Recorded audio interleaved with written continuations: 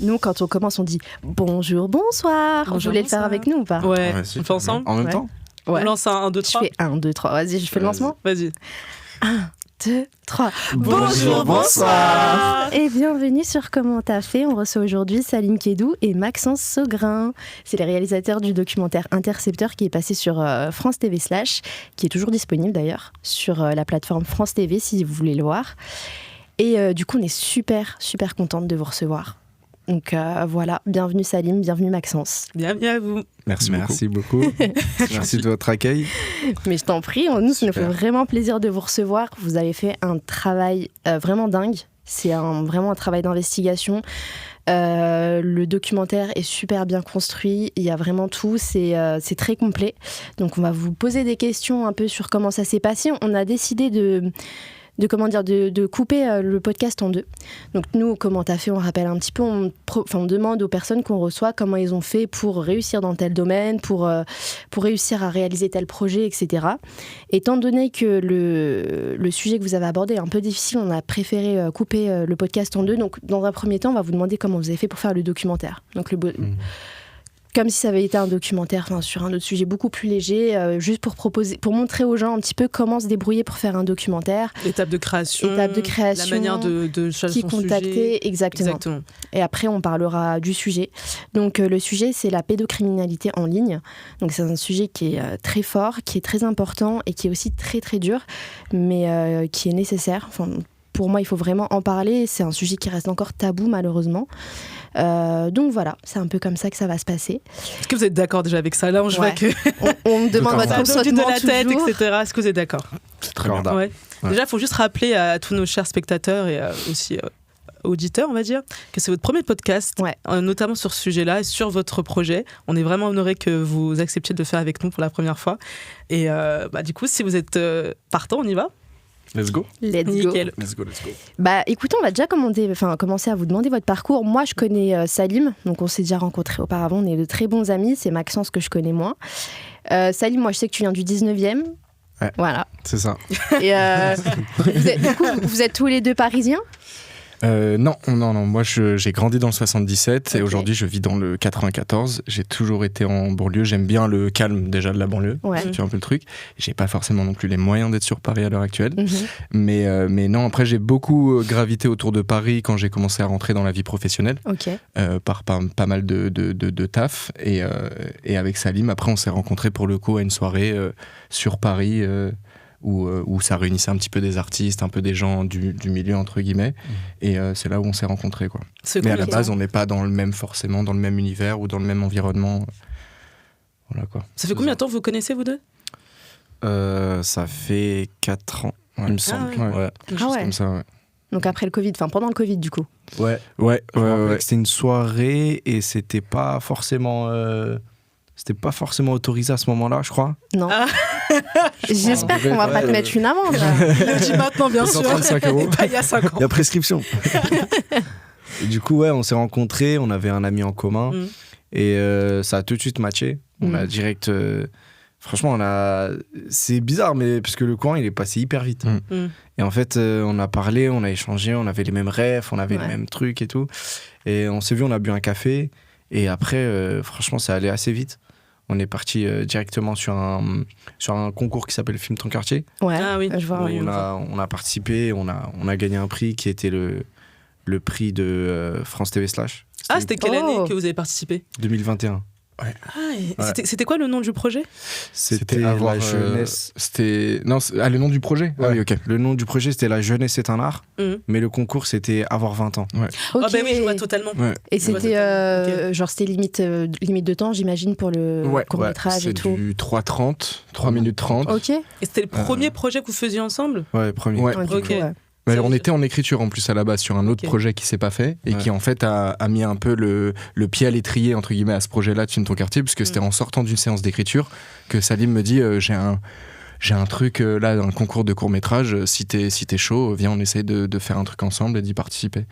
Donc Et du coup, ça a marché. Ça veut dire que là, vous avez vraiment déjà vous rencontrez dans un cadre, une soirée, même si c'était dans le cadre pro un petit peu informel, etc. Vous vous rencontrez à cette soirée, ça match directement. Vous faites un premier projet abouti, on va dire, ensemble, ça match. toujours. Direct. Et ensuite, vous commencez à réfléchir sur le doc.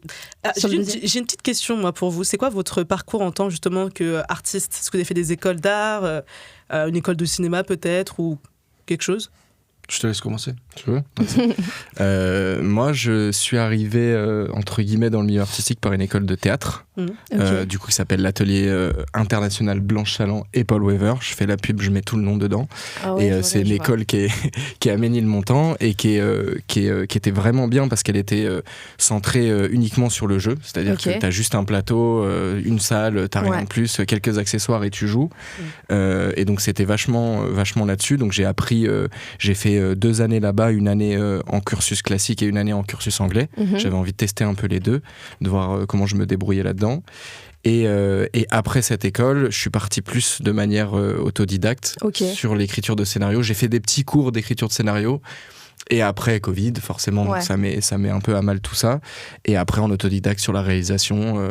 Et voilà. C'est-à-dire que tu as fait des cours En gros, non, c'est à force de commencer déjà aussi à traîner un peu sur des tournages, sur des trucs. J'ai commencé à apprendre très légèrement la technique, des trucs comme ça, et à me dire, ok, en fait, j'ai envie d'écrire, j'ai envie de tester la réalisation.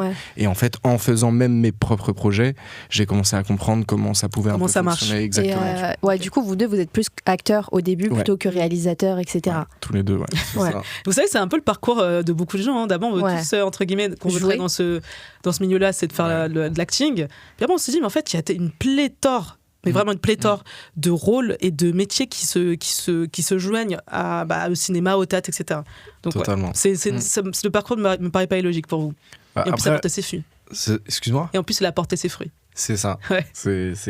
Mais après, aujourd'hui, je pense qu'on a une génération où on veut toucher à tout. En fait, j'ai l'impression qu'on ne peut plus juste se limiter à un seul domaine et rester dedans.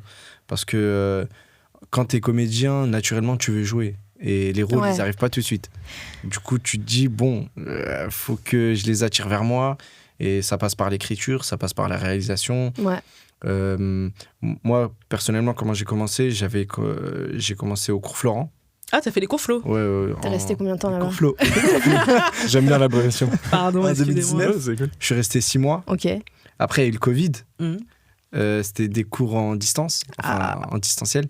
Sauf que c'était le même prix. Mais t'as payé ça que je t'avais demandé ? T'as payé tes cours en distance ? Non, mais j'ai arrêté. Ah, t'as arrêté avant de te faire. Non, mais tu peux. Tous les 6 mois. En fait, j'ai arrêté parce que c'était 450 balles, même en distanciel. Non, je me voyais mal jouer dans mon salon. Ah bon, pourquoi ? Avec la daronne, le daron, les frères et sœurs. Et en fait, du coup, j'ai quitté tout de suite. Je suis parti. Sage décision. Très économique, la décision. Ensuite, j'ai arrêté et en fait, il y a eu le Covid, il y a eu le confinement, c'est passé, etc. Moi, je l'ai bien vécu, cette période. C'était une période où tu peux réfléchir, tu souffles et tout. T'as écrit un petit peu ? Non, j'ai pas écrit. J'ai regardé beaucoup de films, comme tout le monde. Et après, une fois que la vague de confinement est passée, j'ai trouvé un atelier d'acteurs qui s'appelle PAT Studio, où on a beaucoup d'amis en commun là-bas. Exactement. Et de fil en aiguille, j'ai rencontré des gens et ensuite j'ai rencontré Maxence. On a fait des projets et qui arrivent au documentaire après le film Ton quartier. Désolée. Du coup, pour arriver au documentaire, c'est une question qu'on avait, c'est est-ce que le sujet est directement venu sur la table ou est-ce que vous aviez pour projet d'abord de faire un documentaire et ensuite vous avez recherché le sujet ? Ça s'est fait dans quel ordre ? On va être tout à fait honnête. Oh là là, excuse la carrière. Non mais parle du coup de fil. Ouais, je vais parler du coup de fil. Le coup de fil important. Non, déjà à la base sur le concours de Film Ton Quartier, on a été un petit peu on a joué avec les règles parce que nous on a proposé un faux documentaire dans un concours de documentaire. Donc déjà de base on était dans une certaine limite où on jouait un peu avec ça. Donc pour expliquer, parce que je sais pas si forcément tout le monde a la notion de faux documentaire, mais c'est cette notion de jouer sur la forme du documentaire, mais en ayant quand même une approche légèrement fictionnelle, légèrement un peu écrite. Ça dépend du faux documentaire, il y en a qui sont très écrits, mais du coup déjà de base on avait joué un peu sur ces limites. Donc nous on était quand même appelés pas mal par la fiction, c'est ce qui nous anime, c'est ce qui nous permet d'être vraiment pleinement dans le truc et de créer notre histoire. Et donc on reçoit ce prix et on reçoit un coup de fil de C'était Gwenaëlle. C'était Gwenaëlle, ouais. Qui était la référente de France TV Slash à l'époque, qui l'est toujours d'ailleurs, si je dis pas de bêtises. Dans le pôle documentaire. Ouais. Ok. Dans le pôle documentaire, elle nous dit voilà, vous avez gagné le 2e prix, et le 2e prix, c'est le droit de rencontrer des boîtes de production pour potentiellement faire un documentaire. Okay. Et là, je vois Saline qui me regarde en mode docu, ok, d'accord, bah ouais, cool, enfin on est quand même poli, donc forcément, mais sur le moment on était en mode ok, documentaire, on sait pas ce que c'est, on en a jamais fait, c'est pas forcément ce qu'on veut faire. Ah mais parce que quand vous l'avez proposé, vous avez pas dit que c'était un faux documentaire? Non. C'est pour ça que vous étiez surpris du code Fuse. Ah ouais, ok, de ouf, on a fait un documentaire. En fait, tu vois le petit truc de 1 minute 30, le petit court-métrage, on y a participé. Mais on s'est dit qu'il va pas être pris parce que c'était de la fiction en vrai. Ouais, non, mais en fait, c'était tellement bien fait qu'ils ont pas vu. En fait, ils ont vu, mais ils se sont dit ouais, c'est audacieux et tout. Et en plus, c'est un plan séquence. Vas-y, on leur donne le prix. Et en fait, le prix, juste pour reprendre, le prix c'était 3 000 €. C'était une bourse à l'écriture dans un documentaire. Ouais. Sauf que le premier prix, c'était 7 000 €. Et c'était une bourse à la fiction. Ouais, c'est ce que vous vouliez. Plutôt 8 000 €. Et nous, on était dégoûtés. Parce qu'on s'est dit, on va jamais faire un documentaire. Ouais. En fait, tu vois ça comme... En fait, c'était comme si c'était un autre sport. Genre, on fait du foot et là, on propose une partie de basket. On dit, non, c'est chaud. Mais en vrai, tu vois, ça éloigne pas forcément de la fiction. Par exemple, Justine Triet, avant, elle faisait beaucoup de documentaires. Mais tu vois, aujourd'hui, elle a gagné un Oscar avec Anatomie d'une chute. Ouais, totalement. Ouais, mais il y a des très grands noms du documentaire qui ont été dans la fiction. C'est vrai. Mais même les Américains, d'ailleurs, jouent sur ça énormément. Ils jouent sur le docu-fiction. Moi, il y avait le très beau documentaire, mais qui est en fait quasiment totalement une fiction, de Chloé Zhao, qui s'appelle Nomadland, qui est sublimissime, qui est vraiment excellent. Et quand tu regardes sur Google, tu regardes il y a marqué documentary ou des trucs comme ça, mais tu sais jamais sur quel. Donc eux, ils jouent sur cette limite-là. Ouais. Mais techniquement, dans faux documentaire, il y a documentaire. Mais il me semble qu'on appelle ça un documentaire d'ailleurs. Exactement. C'est le terme. Et c'est pour ça que vous allez de toute façon expliquer ensuite comment vous avez dit, passer de vouloir faire de la fiction à finalement faire un documentaire. Vous avez expliqué, mais je pense que justement, comme disait Majda, c'est un exercice qu'il faut, je pense, savoir faire pour n'importe qui. Maîtriser. Qui veut devenir réalisateur ou travailler dans ce milieu-là, à la fois de maîtriser le réel et la fiction. Et le réel, souvent, en fait, on en a peur parce que c'est beaucoup plus compliqué, beaucoup plus délicat de le saisir. Mais après, aussi, j'ai l'impression que c'est plus facile à tourner. T'as plus de liberté dans le documentaire ? Ouais. Oui, alors je pense que t'as cette espèce de... T'as pas de suspension d'incrédulité avec le spectateur. Le spectateur sait qu'il regarde un documentaire, donc s'il y a une caméra à un moment dans le champ ou quelque chose, oui, t'as moins de contraintes dans le technique. Mais je pense que ce qui est la contrainte, par contre, c'est l'humain. L'approche avec la personne que tu vas rencontrer. Si la personne, elle est pas... Enfin, tu sais jamais, même si la personne est d'accord pour se faire filmer, s'il y a cette espèce de pudeur, il faut rentrer dans son intimité. En fait, il faut faire à la fin un boulot de scénariste, de réalisateur, de médiateur, en fait. Mais ça, c'est quand tu veux filmer des inconnus. Alors que t'es pas obligé, tu vois. Tu peux avoir que des acteurs, que des figurants et tout. Ouais. Mais après, nous, dans le petit court-métrage de 3 minutes 30, il y avait l'ombre de la perche qui tapait directement sur nous, tu vois. Et donc ouais, parce que attends, faut juste cette story qui est quand même assez folle, c'est que parce que je vais réexpliquer pour qu'on comprenne, parce que là on dirait qu'on est totalement amateur, ce qui est le cas.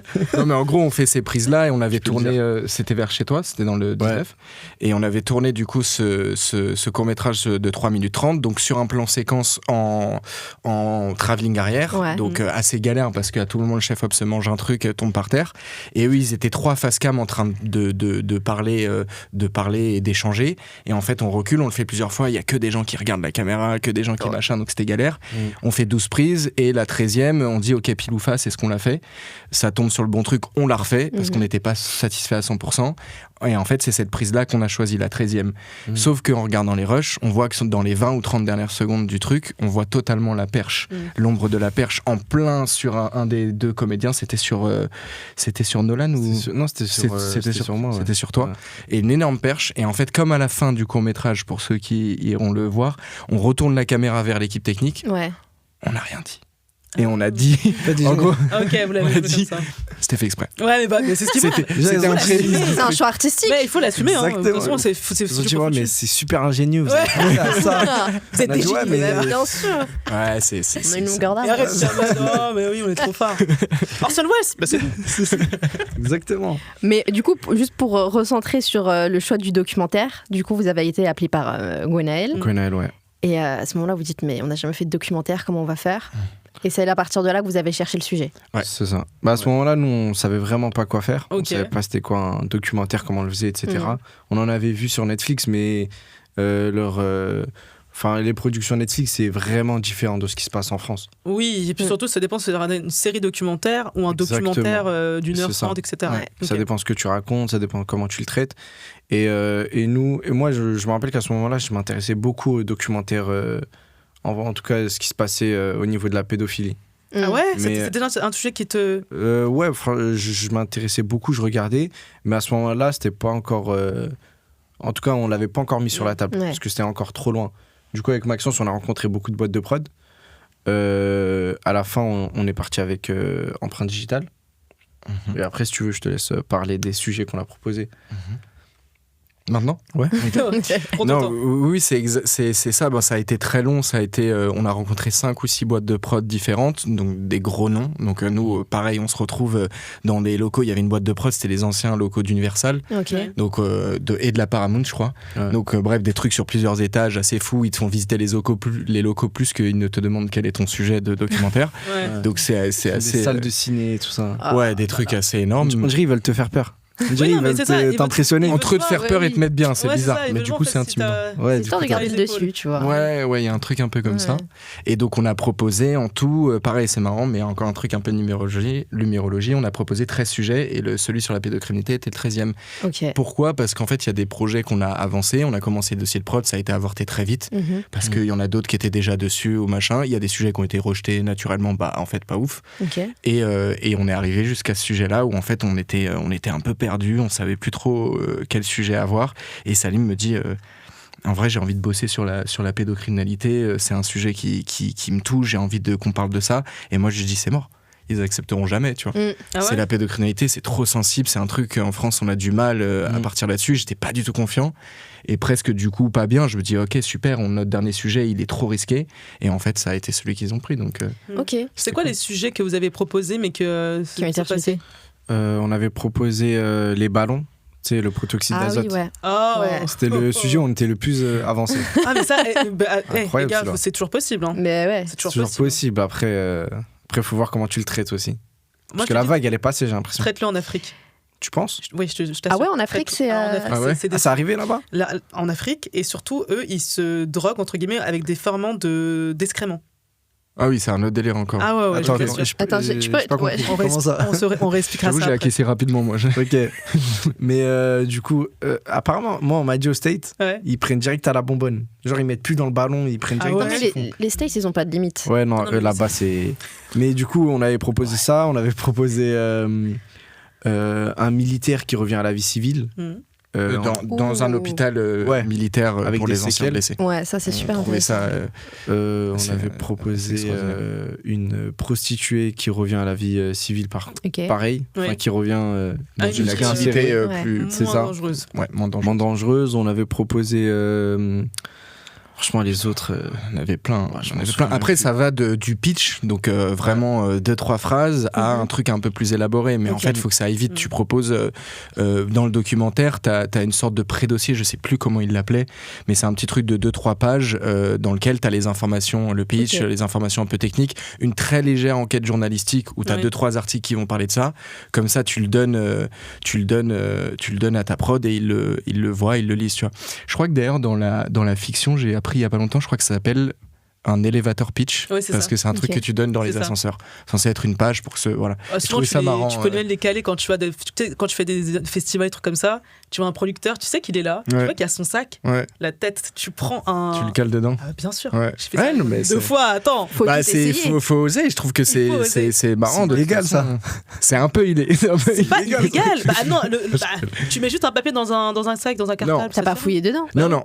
Mais t'as la chance de te prendre un petit appel en mode soit cool, soit y a pas à faire ça. Non, généralement si t'appelles c'est qu'ils ont aimé. Après ça peut te voir en fou un peu, parce qu'il y a des gens aussi, ils sont partis chez des réalisateurs poser leur CV dans des boîtes. Ça peut... J'ai failli le faire il y a pas longtemps. Non, ça il faut éviter. Sérieux ? Non, j'ai failli pour une boîte de prod, je voulais arriver, j'avais pas d'adresse, j'avais pas de truc, et j'avais envie juste de essayer de trouver une adresse par tous les moyens et juste déposer ton CV dans la boîte aux lettres. Boîte de prod, ça va. C'est parce que c'est réel, oui, d'accord, quand tu vas chez c'est de la personne là, je suis sûre que ça arrive très souvent. Ils sont pas choqués, c'est juste ils seront énervés, mais ils sont pas choqués. Ils sont pas choqués. Non, parce qu'après tu rentres pas par effraction non plus. Oui, mais bon. En tout cas, avis à tous ceux qui nous écoutent, qui veulent évoluer dans ces métiers, évitez de faire ça dans le domicile personnel des personnes concernées. Franchement. Faites ça dans les festivals, ça part. Oui, ça pas de problème, festival. De toute façon, les festivals, c'est là où. C'est fait pour ça. Il y a tout le monde, tu peux faire les meilleures rencontres. Ouais, de ouf. On a beaucoup de préjugés, on se dit, il y a trop de monde, ça va. Mais c'est une toute petite fenêtre de tir à un moment, à la fin de la projo ou un machin, où là, tu peux vraiment parler, rencontrer, et ça a beaucoup plus d'impact. Et du coup, là, vous proposez ce sujet. Qu'est-ce qu'on vous dit d'abord ? Est-ce que du coup, tes craintes à toi ont été directement rassurées concernant le sujet du documentaire ? Ce qui se passe, c'est qu'on était chez un producteur d'empreintes digitales. Oui. Je dis son blaze. En vrai, c'est un gros producteur. On va pas name drop. Après, ça a rien. Un gros producteur, ok. Exactement.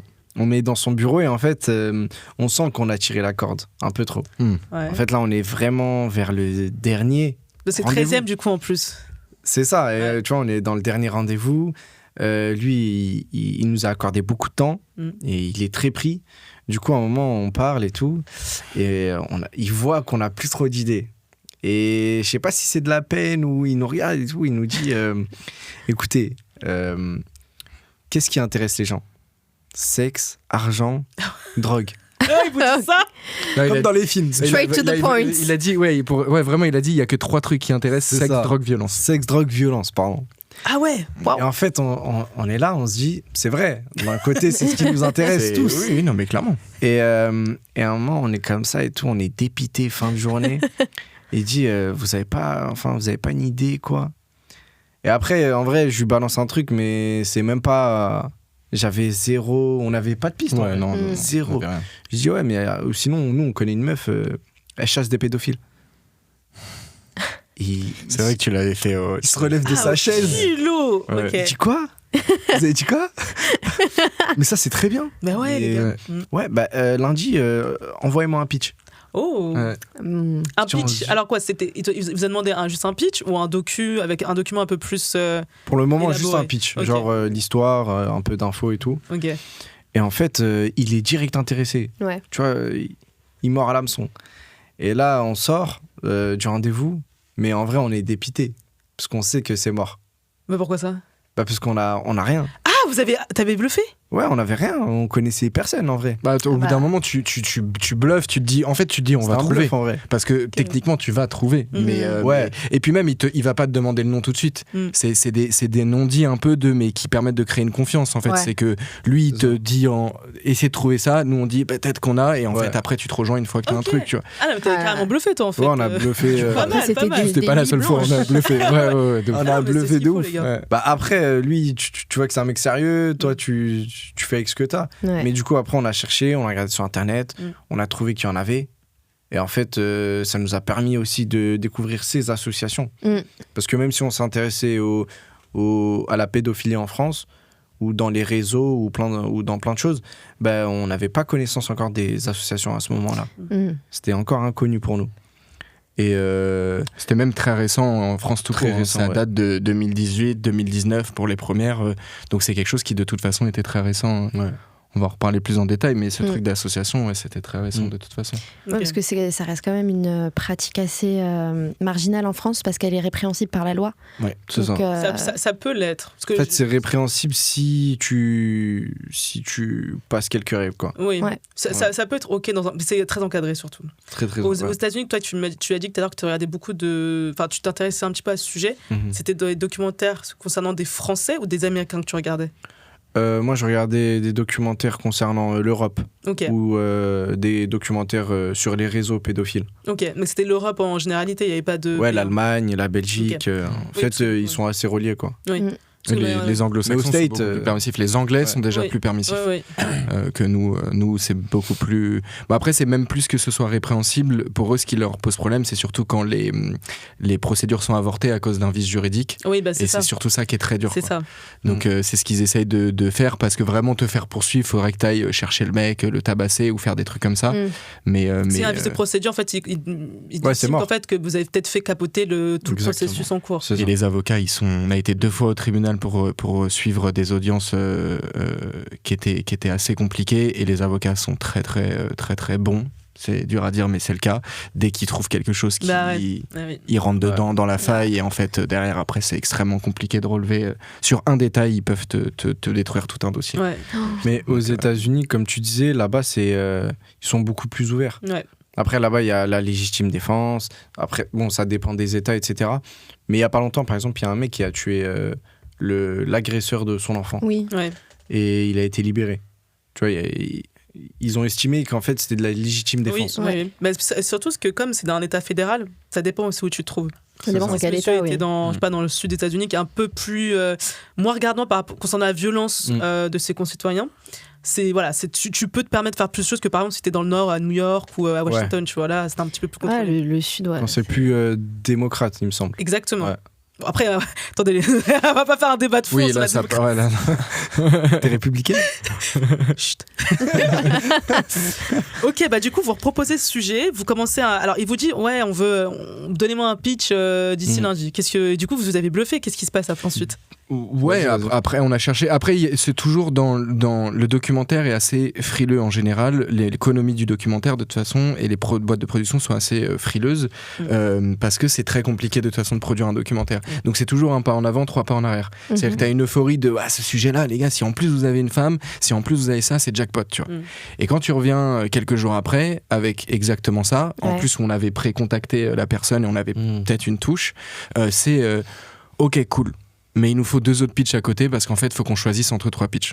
On peut pas... Voilà. Donc, il y a toujours un truc t'es hyper euphorique, tu reviens et t'es en mode ok. Donc, proposer 3 pitchs, qui sont les 3 pitchs finaux, qui vont être... on va choisir parmi ceux-là, mais ils te disent, voilà, une fois que c'est choisi, c'est bon, on y va. Tu vois.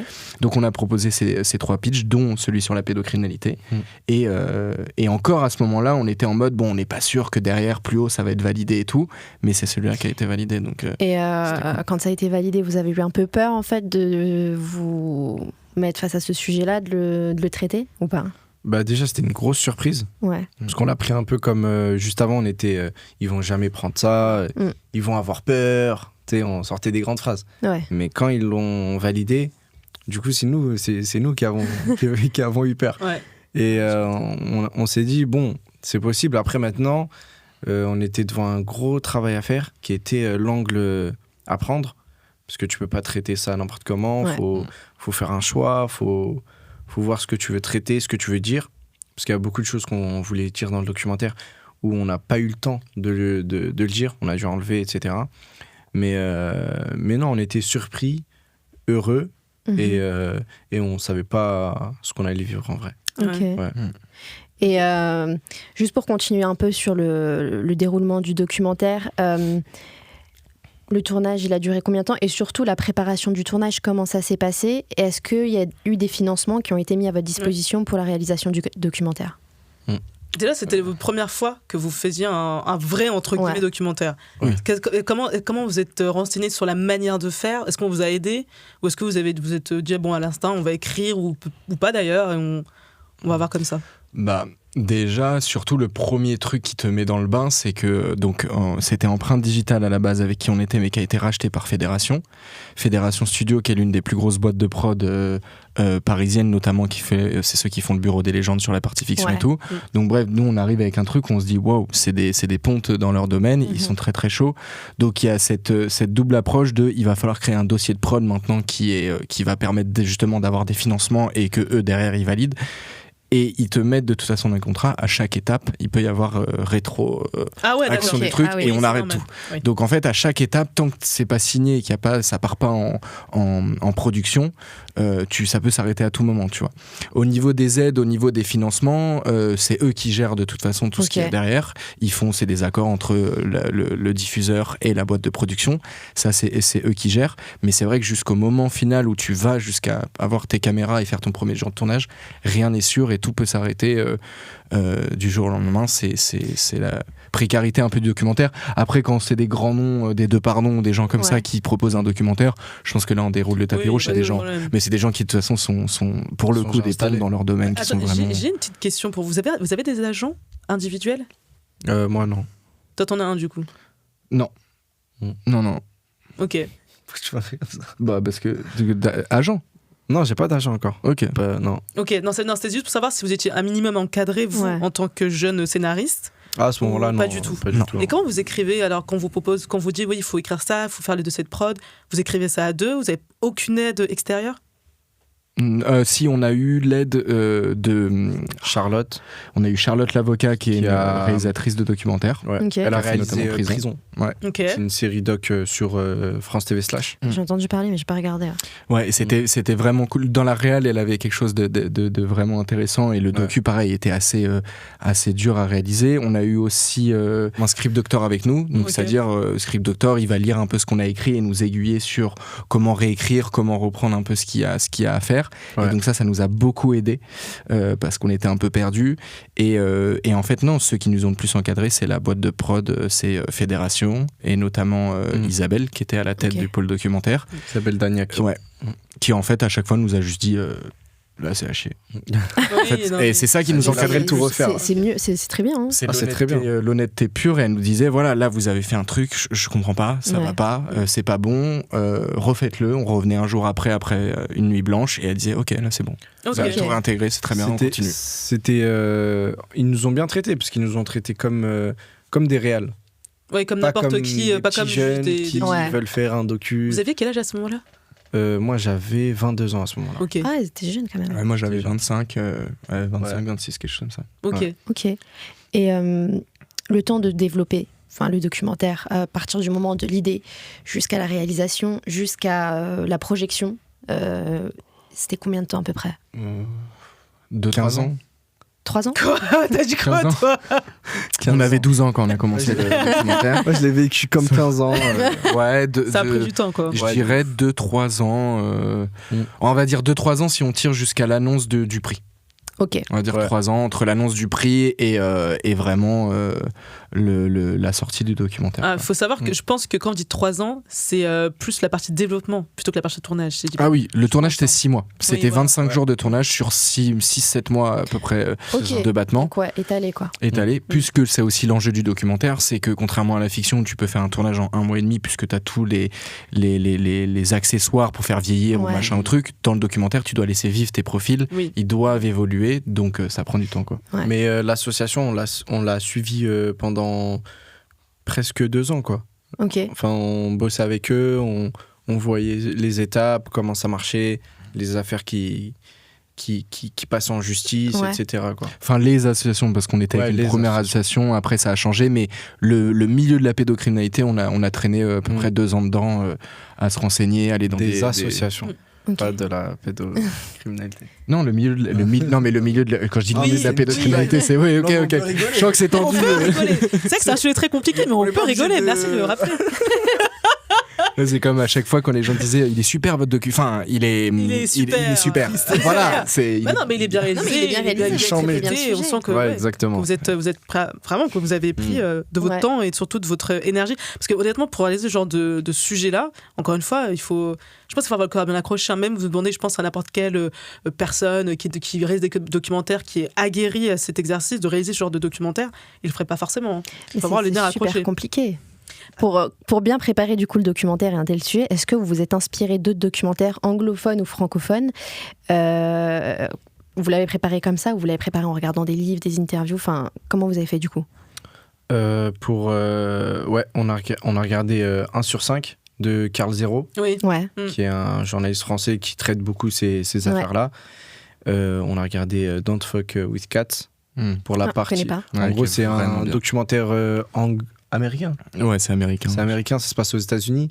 C'était un mec qui torturait des animaux. Qui était des petits chats là, non? Ouais, des petits chats. Là et il postait les vidéos. Ah oui, c'est et bon. En fait, il y a plein d'internautes. D'internautes, de citoyens qui en fait ont décidé de mener une enquête pour retrouver le mec. C'était pas sur Netflix? C'était sur Netflix. Ouais, c'est bon. Il était vraiment bien. Et celui-là, il est bien. Franchement, j'invite tout le monde à regarder. Oui. Et pour la partie enquête et enquête sur Internet, vu que ça se passe beaucoup sur les réseaux sociaux, nous, ça nous a arrangé parce que la plupart du temps, ils se contactent sur Internet. Et on a regardé ça, il y avait Jeffrey Epstein à ce moment-là. Oui. L'affaire. En fait, il y avait beaucoup d'affaires. Je sais pas si j'en oublie. Non, ça nous a aidé même pour les moodboards et tout ça. On s'est beaucoup inspiré de ces documentaires-là. Même le film Les Chatouilles. Oui, moi je l'ai pas regardé. Mystic River, Prisoners. Bon, ça c'était des films de plus à l'ancienne, mais c'est vrai que toi t'avais apporté beaucoup de ouf. Beaucoup de rêves de gros docus américains ou de trucs comme ça très produits. Moi, j'avais plus des rêves parce que en France, dans le documentaire, on est vraiment très bon. Je parlais de Raymond Depardon tout à l'heure, mais aussi Jean-Xavier de Lestrade, Nicolas Philibert. Il y a des grands noms dans le documentaire français qui sont Depardon. Je conseille toujours, par exemple, qui est juste, c'est sur les cliniques psy. C'est un truc qui m'intéresse énormément. Je ferai un projet d'ailleurs là-dessus, mais c'est fou. C'est du documentaire, c'est très proche de l'humain avec une mise en scène, réalisation très pure, très minimaliste, mais ça te retourne. Ça te met une claque directe et donc assez fou. Donc des inspirations un peu différentes mais très complémentaires. En face du juge. Il y a comment il s'appelle. T'as dans le bureau du juge qui était fou, qui était une inspi, mais pardon, t'en as un autre. À chaque fois j'oublie le nom, mais qui est dans un tribunal qui est fou. On retrouvera la ref, on vous la mettra.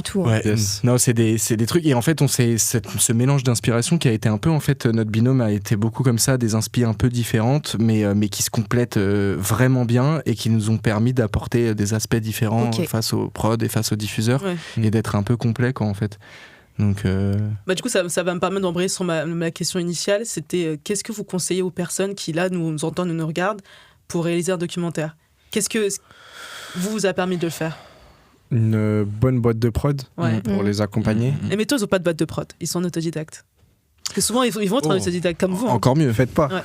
Non, mais justement, moi, je dirais encore mieux. Je sais pas. T'es encore plus libre, je pense. Parce que je sais pas. Quand vous êtes une boîte de prod, vous êtes un peu plus guidé par la production, et heureusement. Mais par exemple, vous avez commencé sans boîte de prod, vous. Comment vous... Même si c'était pas un documentaire. Non, en vrai, on a commencé avec une boîte de prod. Mais pour le premier document, enfin pas le petit court-métrage, ça c'est une idée. Un Alpha 7 comme on a là, et puis on y va, quoi. Ok. Mais en général, c'est quoi les conseils que vous pourrez donner? Tu veux commencer ? Moi, c'est parce que aussi j'adore le côté cinéma du réel et la pureté du truc. Juste, tu prends une cam, t'assures que t'as des bonnes batteries, des cartes SD, un bon son, donc des HF, tu loues. Il y a les micro-rods maintenant qui sont hyper pratiques où t'as notamment les fils. C'est pas que les petits boîtiers que tu peux clipser, donc tu peux les cacher, tu peux faire un truc clean. Tu prends un minimum de matos et en fait tu vas filmer des gens d'un sujet dont t'as envie de parler et c'est le meilleur moyen de pouvoir faire un docu, de pouvoir montrer ton art et après tu l'envoies en festival. Parce que de toute façon le documentaire ça paye très peu. Tu feras tes cachets, ça c'est sûr. Les gens pourront faire leur cachet s'ils ont une bonne boîte de prod, mais en fait de toute façon ça payera pas tant que ça. Donc au début, limite, nous c'est un concours. On serait pas allé voir une boîte de prod et on n'aurait pas pu de toute façon franchir leur porte sans le concours. Ça c'était sûr. Donc soit concours directement de court-métrage, soit à la mano, caméra, vous avez un sujet qui vous intéresse, 2-3 gens qui ont accepté d'être devant la cam et vous y allez, quoi. Ok, très bon conseil. Pour compléter un peu, après il faut bien sûr avoir une structure de ce que tu vas filmer. Comment tu traites ton sujet. Le plus important, je pense, de ce que j'ai retenu, c'est de raconter une histoire dans un documentaire. Vraiment, il faut que tu racontes une histoire sur un sujet avec plus ou moins un angle, mais faut quand même que ça soit structuré. Tu vois, si on peut donner un conseil, c'est de regarder des documentaires, beaucoup de documentaires pour voir un peu le mécanisme, et après tu peux même calquer certains documentaires. Ouais, totalement. Pour avoir un vrai support, un vrai exemple. Et après, c'est ça. Mais je pense que avec une boîte de prod, c'est plus... comment dire ? C'est encadré, c'est plus simple. il te montre les démarches à faire, les étapes, et tout ce qui est administratif, tu vas pas t'en occuper. Mais comme il a dit Maxence, tu peux très bien faire un documentaire juste avec tes moyens, sans paperasse, sans rien, tu vois. Et l'envoyer au festival. Parce qu'avec une boîte de prod vient les avantages et les inconvénients. Si on te prend autant la tête sur un dossier de prod, c'est parce que t'as une boîte de prod. Oui. Ouais. Sans boîte de prod à la mano, t'as pas de dossier de prod à faire. Mais donc, en fait, ça t'exerce aussi à Exactement, tu vois. Oui. Mais ça dépend de ce que tu veux. Si tu veux commencer dans le documentaire, mais parce qu'après tu vas aller plus dans la fiction, ce sera encore un autre. Le dossier de prod en documentaire et en fiction c'est les mêmes noms, mais c'est pas le même contenu. Donc en fait, c'est différent. Mais si tu veux passer par le documentaire pour aller à la fiction, sans vraiment aller dans le docu produit et tout, en fait le petit truc à la mano, montrer, faire ça marche tout aussi bien, quoi. Ouais. Ça marchait pour vous, la preuve. Ouais, voilà. Pour le coup. Mais non, vas-y. Qu'est-ce que je voulais dire? Avoir une boîte de prod, déjà, ça te crédibilise auprès des professionnels. Par exemple, nous, quand on a voulu interviewer et contacter des avocats, des procureurs, des psychologues, avoir une boîte de prod et dire France TV derrière, etc., ça te permet d'avoir quelqu'un qui te répond et qui t'accueille, quoi. Oui, c'est vrai. Ça t'ouvre des portes sur certains sujets qui sont plus compliqués, ça c'est sûr. T'as cet argument d'autorité de dire j'ai France TV Slash derrière moi, j'ai Nexi derrière moi. C'est tout de suite, ça t'ouvre des portes, c'est sûr. Direct. Oui, t'as une grosse entreprise, tu sais très bien que t'es protégé, entre guillemets, derrière. Ouais. Okay. Et les profils, les gens que tu vas filmer sont protégés aussi d'une certaine manière. Est-ce que ça les a rassurés quelque part que vous ayez France TV Slash derrière vous quand vous avez approché certaines personnes? Au début, ils n'étaient pas tant intéressés par la chaîne. Parce que justement, ça peut faire peur. Ils étaient plus... On en vient à la question? Non, mais c'est une question qu'on avait. Tu vas y répondre de toute façon là. Nous, on s'est présentés comme des réalisateurs. On ne s'est pas présentés comme des journalistes. Et en fait, c'est ça qui a permis une certaine confiance, parce qu'ils se méfient quand même des journalistes, parce qu'ils ont peur de l'angle de vue, ils ont peur de comment ils vont être traités. Un journaliste peut te la mettre à l'envers, en quelque sorte. Il peut te faire une interview, et ensuite l'article qui va sortir, c'est que les points qui les intéressent et qui vont intéresser le public. Sauf que nous, là, il a vu qu'on était comédien, réalisateur, on a beaucoup parlé, on lui a parlé de notre parcours, donc il y avait une certaine sincérité qui a permis cette confiance, mais ça nous a facilité, mais comme on s'imagine même pas. Si on était des journalistes, je pense qu'on n'aurait pas eu... Oui, t'aurais moins eu cette ouverture avec eux. Et ils vous l'ont dit? Ils vous l'ont dit que si vous étiez journaliste? Parce qu'ils ont eu des mauvaises expériences, et c'est absolument pas pour critiquer le milieu du journalisme, mais c'est vrai qu'il y a, je pense, ce besoin, après on connaît pas encore une fois, mais ce besoin peut-être d'informations assez rapides, de faire des articles, de faire son taf, quoi, entre guillemets. Et des fois, effectivement, ils peuvent manquer... Après, c'est plus aussi que je pense qu'ils sont très malins. C'est-à-dire qu'ils savent poser des questions où en fait tu vas te mettre en danger sans t'en rendre compte. Et en fait, une fois qu'ils ont les images et qu'ils ont les autorisations, ils vont te faire... Nous, ça nous est arrivé sur notre toute dernière interview que la personne qu'on filmait nous a dit 2 jours après, là, cette partie-là, je veux pas que ce soit dedans. Je veux que vous évitiez de la mettre. Et nous, on lui a dit, t'inquiète, on sait que cette partie-là, on la mettra pas de toute façon. Mais des fois, y a des trucs où t'as les autorisations et techniquement, pas trop de retour en arrière, quoi. T'as accepté d'être filmé, il y a les auteurs. Donc si ça sort, ça sort. C'est pour ça que je pense qu'il y a eu beaucoup de trucs d'interviews de gens où ils se retrouvaient avec des trucs qu'ils avaient dit, ils voulaient pas que ça sorte. Il y avait le procureur qu'on a interviewé. Lui, on a vu qu'il faisait très attention. Ouais, de ouf. Il était très contrôlé. C'était un bras de fer. Ils ont un média training. Pré-procureur. Procureur. Donc en fait, ce genre de trucs. C'est ça. En fait, inconsciemment ou consciemment, il défend l'État. Ça peut Donc il faisait super attention, il était très précautieux, il attendait, il prenait des pauses, il nous répondait. Je comprends pas votre question. Mais tu vois. En fait, il faut répéter exprès, justement. Ils savent quand tu essayes de les piéger. C'est juste histoire de gagner du temps, tu vois, et trouver la réponse derrière. Mais justement, est-ce que vous avez dû vous renseigner sur la législation française? Parce que je pense que tu peux pas filmer comme ça de telles activités, aussi honorables soient-elles. Comme on a dit, il y a des gens qui ont déjà été condamnés. C'est déjà arrivé. Donc, est-ce que vous avez dû vous renseigner sur la législation? Déjà, ne serait-ce que pour protéger aussi les gens que vous avez suivis? Totalement. L'anonymat, en fait. Pour la partie filmée, c'est-à-dire pour le documentaire, c'est ça ? Filmé, non filmé, tout. Est-ce que déjà au niveau de l'écriture, est-ce que vous avez dit, alors ça, on peut pas vraiment le montrer, ça, on peut pas vraiment le dire comme ça. En fait, il y a beaucoup de reportages en France où ils montrent des comment ça s'appelle ? Des confrontations avec les pédophiles. Ah oui. Sauf que ça peut te desservir lors d'un procès. Totalement. Parce que c'est clair et net. Ce qui est interdit aussi dans les échanges avec les pédophiles, c'est l'incitation. L'incitation. Okay. C'est-à-dire que, par exemple, toi, t'es un enfant, moi, je suis un adulte. Enfin, t'es soi-disant un enfant. Si je te dis, on peut se voir demain à 18h, et que tu me dis, oui, d'accord, ou ça, vas-y, on y va. Bah, ça, c'est de l'incitation. Alors qu'en vrai, c'est... Ou envoie-moi une photo de toi nu, j'aimerais bien voir à quoi tu ressembles. Ça, c'est de l'incitation. C'est de l'incitation à des infractions. Quoi. Et ça, c'est interdit. D'accord. Et justement, c'est ce qu'on a vu à un moment dans un passage du documentaire, où tu as justement, chaque fois j'inverse, c'est Caverneuil et Ézéchiel, voilà. C'est justement Ézéchiel, en fait, qui parle avec un pédocriminel, et il attend que le pédocriminel fasse la faute, et le pédocriminel envoie une photo de son sexe. Exactement. Le supposé enfant. Et du coup, là, il le dit justement, là, c'est très bien parce que j'ai tout screen, j'ai toutes les preuves et j'ai même pas eu besoin de lui demander parce qu'il faut faire très attention justement à ça. Ouais, et ça, il le dit.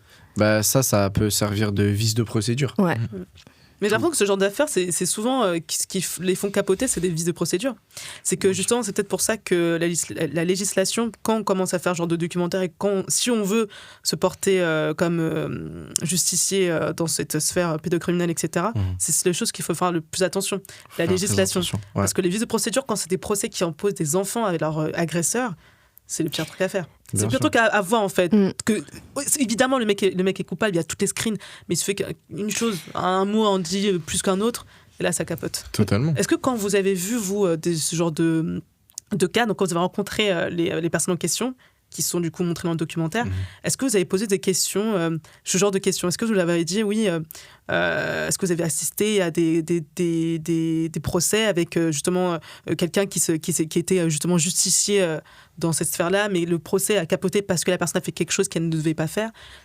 Racontez-nous un petit peu Juste avant, on suivit une association où il y avait un dossier qui avait capoté parce que, tu vois, ils font des screens, des conversations, sauf qu'il manquait 1 heure de conversation. Ok. Tu vois, il y avait, par exemple, 18h, ensuite, ça repart à 20h. Sauf que juste avant, il y a des messages. Et vu qu'il manquait ces messages-là, ils ont... tout simplement. Ouais, parce qu'en fait, il y a des messages qui manquent et ça peut être de l'incitation. Du coup, en fait, t'es pas totalement transparent. Tu sais pas comment t'as eu cette photo. Comment t'es arrivé jusque-là. C'est ça. Parce que les avocats, tu sais, il y a souvent ce postulat de les avocats, comment ils font pour défendre des gens comme ça et ça. Ils les défendent pas vraiment, en fait. C'est pas ça le truc. Ils cherchent des vices de procédure. C'est des techniciens, en fait. C'est des gens qui vont connaître la loi et vont chercher des trous, des failles, des trucs, parce que ils jouent aux échecs, en fait.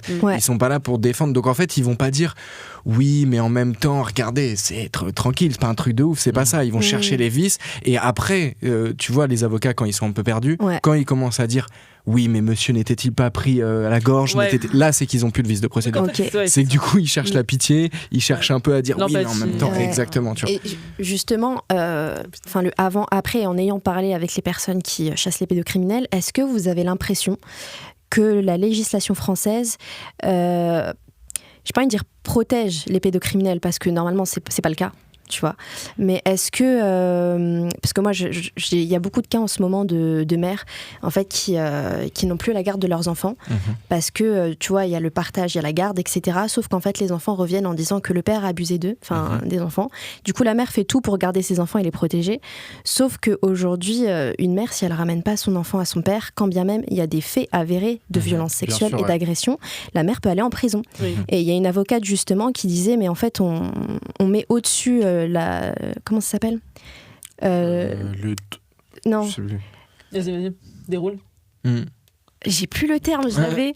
La présomption d'innocence. Voilà. On met au-dessus la présomption d'innocence d'un adulte plutôt que de mettre la sécurité d'un enfant, tu vois, en avant, alors que c'est ce qui devrait être fait. Enfin, après, quand c'est au niveau de la justice, c'est une autre logique qui s'applique. Donc, après, je pense que maintenant, il y a des...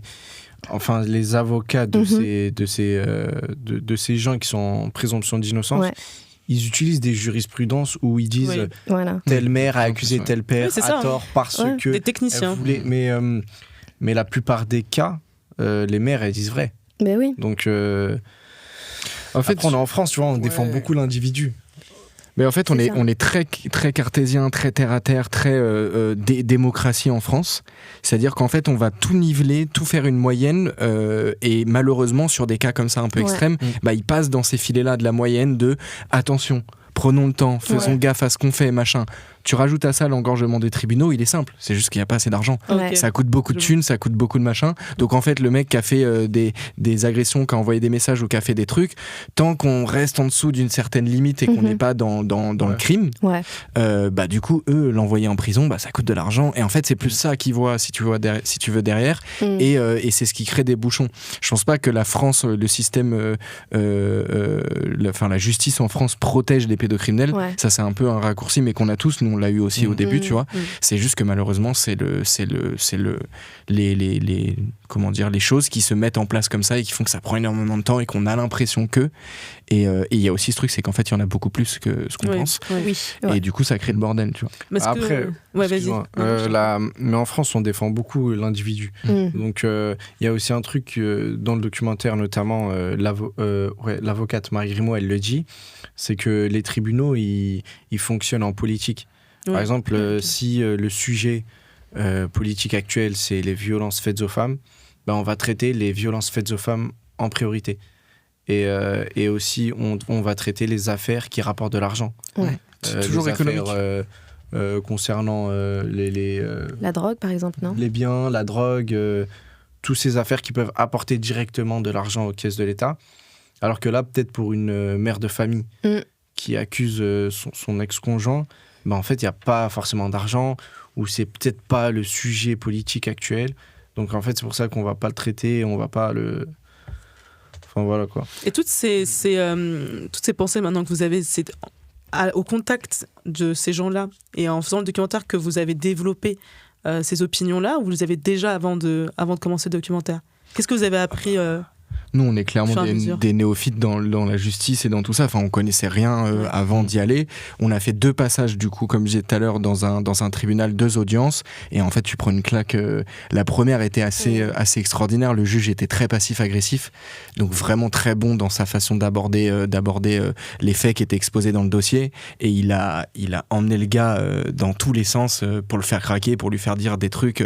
C'était assez incroyable à regarder. Et je pense que justement, notre système judiciaire en France est bien fait. Il y a des gens qui sont très bons derrière. C'est un peu, le deuxième qu'on avait fait, c'est pour soi, en fait je m'en fous un peu. Genre je suis là pour faire passer la journée, vas-y, à me porter d'autres affaires. Mais quand on le fait bien, c'est vraiment bien fait. Je pense qu'on n'est pas le pays des droits de l'homme pour rien. Je pense qu'on pousse pas mal sur ce truc-là. Non, mais je sais. C'est compliqué. Mais ce que je veux dire, c'est que là où des fois on dit les Américains ils sont plus solides, ils donnent des peines. Non, ils sont juste plus dans l'affect. C'est-à-dire qu'eux ils vont dire oui, mais en fait lui c'est un enculé, machin. Nous on est beaucoup plus terre à terre. On est les gars, il y a des lois, il y a des trucs. On va en parler, on va prendre le truc tranquille, tu vois, il y a pas de ça d'un coup ça perd ses moyens et ça truc. Non, on juge les gens en fonction des lois, mais c'est sûr que des fois il y a des trucs. Après il y a des passe-droits. Oui, bien sûr. Pour des gens connus, justement, excuse-moi. Non, t'inquiète. Mais t'avais pas un... Non, si, il avait un truc à dire. Vas-y, non mais vas-y. Je te fais la place des vas-y. Au début, je pensais que en voyant tous les trucs réseau pédophile, etc., je me disais la justice elle les protège, la France et tout. Mais tu fais bien déjà parce qu'il y a beaucoup de gens qui le pensent, même des gens qui mais après mais quand t'es au contact des tribunaux et tout, en fait là le truc qui te vient tout de suite c'est compliqué. En fait c'est compliqué à traiter, c'est compliqué à condamner, etc. C'est plus ça qui vient après. Donc tu dirais que ton opinion a changé quand tu as fait ce documentaire ? Elle a un peu changé, ouais. Elle a un peu changé. C'est bien, et puis, du coup. Et puis aussi, il y a un petit côté un peu candide parce que quand tu te dis... Moi je t'avais un Placide. Merde, désolé, pardon, excuse-moi. Non mais je voulais juste rebondir sur ça. J'ai souri. Non, je dirais après. Quand tu penses à ce truc-là de la justice les protège, moi j'imaginais le truc de quand ils vont derrière, hors du tribunal dans leur salle pour faire le délibéré, ils sont en mode t'inquiète, c'est un pédo, mais nous on le met bien. Tu vois ce que je veux dire ? Genre ils les protègent comme ça, mais en fait ils peuvent pas, parce que déjà dans un tribunal t'as les assesseurs, le procureur, le juge. En fait ils sont pleins à tout ce machin, donc personne se dit un moment, vas-y en vrai tranquille c'est rien, je vais le mettre bien, tu vois. Non, ils ont juste le procureur qui va dire alors moi je préconise ça, et le juge qui va voir et qui va dire ok on met ça. Ouais, mais après si le juge c'est un pédophile, comment tu vas le savoir? Non, mais. Non, pardon, j'ai oui, dit. Mais c'est vrai, c'est désolé. Si c'est un pédophile. Ouais, et qu'il a il a de la compassion. Ouais. Tu peux pas le savoir. C'est pas le procureur. Mais attends, mais. Oui, mais il est pas tout seul. Il est pas tout seul, mais c'est lui qui donne la peine. Oui, peut-être que là t'es dans un cas, mais moi je pense par contre ce qui est plus protégé en France, mais ça c'est dans tous les pays, c'est pas que en France c'est des gens connus qui ont de l'argent et qui ont du pouvoir. Il y a des trucs de cons, mais dans le cadre par exemple de Morandini, je pense que ça c'est un peu ce qui a été dit sur Hanouna aussi, c'est qu'en fait tout simplement les mecs ont des dossiers sur d'autres gens. C'est-à-dire qu'en fait vas-y, moi je coule, t'inquiète pas, je vais le faire couler lui. Et il se trouve que lui c'est le pote du procureur du machin, et donc il est en mode gros s'il te plaît sauve-moi, je vais me faire. Et en fait c'est que des, mais au final c'est logique. C'est horrible, mais c'est assez logique. C'est des potes entre potes qui se protègent. Une sorte d'oligarchie. Ça a toujours été le cas. Hein. C'est de tout temps, dans toutes les sociétés, ça a toujours été le cas. Et c'est pour ça qu'il y a un peu ce truc-là de la justice est trop laxiste ou machin. J'ai l'impression que c'est un peu se mettre à l'écart de ça. Moi, je suis un ange. Moi, je fais pas de dinguerie, je fais pas de. Tu vois ce que je veux dire ? C'est beaucoup plus compliqué que ça. C'est des procédures, c'est des trucs. Tu peux pas mettre non plus l'IA à la justice, tu vois, parce que les peines, elles seraient. Tu vois, il y a un truc où si c'était que de la raison. Enfin, j'ai même pas la réponse. Non, mais c'est vrai, c'est de l'humain aussi. Faut voir, par exemple, une IA, elle peut pas voir si le mec, il a vraiment envie de changer. Est-ce que l'IA va prendre en compte, tu vois, certaines nuances dans certains cas, etc. Ça, tu sais pas. Ouais, ou faudrait interdire que tous les gens qui aient des postes comme ça de décision soient interdits d'avoir des relations amicales. Tu peux pas. C'est là où tu dis en fait tu peux pas. Ça c'est possible sous le régime de Kim Jong-un, tu vois. Oui, c'est ça. Mais du coup, exactement. Mais sinon tu peux. Il y aurait trop de dérives. Par exemple, en France, tout à l'heure on parlait de Karl Zero. Tu vois, lui c'est un avocat. Bon, maintenant, enfin un avocat, un journaliste. Et réalisateur, etc. Mais lui, il est taxé de complotiste en France. Pourquoi ? Parce qu'il parle des réseaux pédophiles. Les gens ils disent mais c'est pas possible, il n'y a pas de mafia pédophile. Mais en fait, c'est comme partout. Dans tous les domaines, il y a des réseaux. Toi, je sais pas, on est comédien, on se connaît. On échange, on se partage des contacts, etc. Dans le sport, dans l'art, partout en fait. Dès qu'il y a un point commun entre des individus, ils créent un réseau. Ils échangent des fichiers, des trucs. Et c'est pareil pour les pédophiles. Ils échangent des contacts. Il y a des forums de pédophiles. Des pédophiles, ils parlent de comment ils ont agressé leur nièce, comme tous les forums en fait. J'ai une question, si on revient vite fait sur le sujet du documentaire. Est-ce que vous avez vu ce genre de truc ? Bien sûr. Des réseaux, tu veux dire ? Des forums et tout. On a essayé de nous montrer, on a eu un rendez-vous avec une asso où c'était très particulier. Il commençait à nous montrer de la pédoporno pour nous prouver son implication dans le truc. Là, c'était très. Ça devient mal. Ça devient chelou. Après, non, parce que ça fait partie aussi du cadre légal. Il y a une des règles qui est il ne faut ni télécharger, ni stocker, ni renvoyer du contenu pédoporno. Vous savez que, entre parenthèses, il y a certains espions russes pour piéger des adversaires politiques. Téléchargent des vidéos pédopornographiques et font genre que c'est monsieur qu'ils essaient de discréditer. Ça existe, c'est un moyen de pression. C'est terrible. Hein. Donc, c'est pour ça que la loi prévoit ce genre de choses pour éviter que ce soit stocké, même si c'est pas des buts. On comprend. C'est juste pour éviter que ce soit mis à porte-à-faux alors que t'as rien fait. Après, pour avoir là pour le coup jurisprudence, mais on a vu, il faut dépasser des chiffres. On parle de mecs qui ont été condamnés, ils avaient des 2-3 000 fichiers pédoporno stockés sur des disques durs externes, des machins, c'était des gros tarés. Hein. C'est quand même, enfin c'est des trucs où tu dis bon, faut que ça aille loin pour que la justice s'en charge. C'est quand même assez flippant aussi quoi. Non, c'est chaud. Et j'ai une petite question. Parce que vous avez rencontré du coup quelques inspecteurs du net par rapport à ce sujet-là. Combien est-ce que vous en estimiez et combien est-ce que les personnes que vous avez rencontrées elles-mêmes estimaient le nombre qu'il y a en France ? De chasseurs ? Ouais. Les derniers dans les enfants d'Argus, je crois, ils sont 30 ou 40. Ok. Merde, pardon, j'y étais pas. De dans chasseurs. Les assos, dans les assos. En vrai, il doit y avoir 300, je dirais. Ouais, 200, 300. 200, 300. Il y en a pas beaucoup. Non.